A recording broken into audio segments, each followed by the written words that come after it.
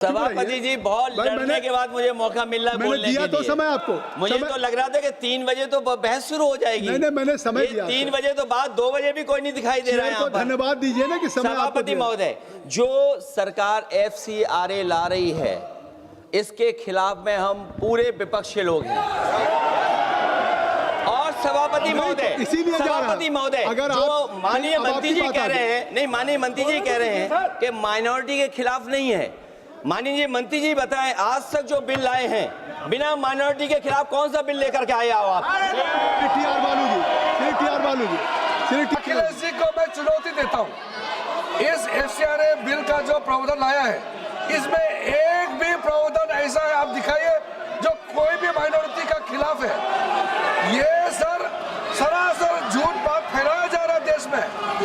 किसी माइनॉरिटी को टारगेट करने का सवाल ही नहीं है। आप चाहते हैं कि विदेश का धन बिना कानून के ऐसे ही देश में ला करके मर्जी खर्चा करने का क्या? This country is not a banana republic.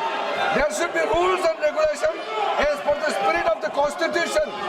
There is not a single provision in the proposed FCRA targeting any minority institutions. There is a campaign to mislead certain communities. I take full responsibility to ensure that not a single provision is against any minority community. This is for the well-being of the security of every community of India. The bill is circulated for moving a resolution from the government on FCRA in the name of Honorable Amit Shah ji. Sir, this legislation is clearly for targeting NGOs and minority institutions, those who are doing good work. One side, RSS is getting complete donation from the foreign countries. On one side, RSS is getting. On the other side, government is trying to target the minorities and NGOs. The government should withdraw this bill. The government should withdraw this bill. We demand for the withdrawal bill. कई दिनों से Congress party और बाकी लोगों ने मांग किया है कि JPC में भेजा जाए। ये तो कांग्रेस पार्टी और बाकी विपक्ष के लोगों ने भी कहा कुछ प्रमुख बिल्स को जॉइंट पार्लियामेंट्री कमेटी या सिलेक्ट कमेटी या स्टैंडिंग कमेटी में रेफर किया जाए। जब आप महत्वपूर्ण बिल को रेफर कर रहे हैं तो इसका आपत्ति है। अगर किसी वेणुगोपाल जी या किसी पार्टी के मेंबर को इस बिल में आपत्तिजनक कोई चीज है या किसी वहाँ बिंदु पे इसका विरोध है तो JPC में आप अपना बात रख सकते हैं।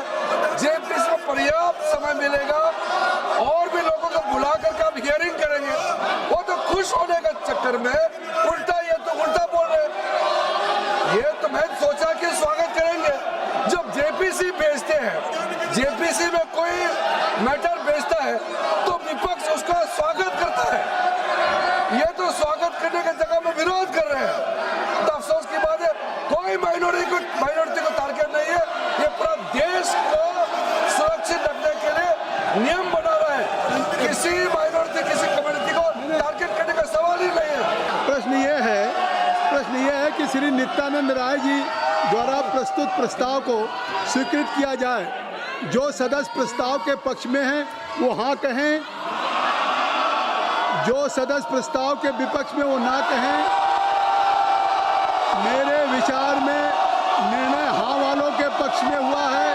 हाँ वालों के पक्ष में हुआ है, प्रस्ताव स्वीकृत हुआ।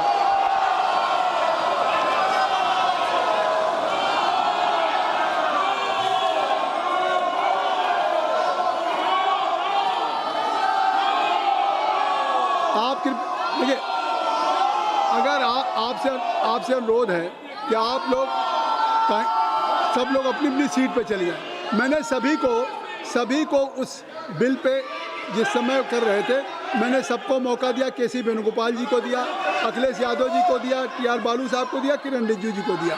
तो कृपया अब सदन चलने दें, सदन को सुचारू रूप से आप चलने दें। नहीं, मैं चाहता हूँ कि सदन चले। अब देखिए, अगर मैंने मौका नहीं दिया होता तो मैं कहता। तो इसलिए मैं जो सभा की कार्रवाई 3 बजे तक के लिए स्थगित करता हूं। मैं चाहता हूं कि सदन चले। तो सभा की कार्रवाई 3 बजे तक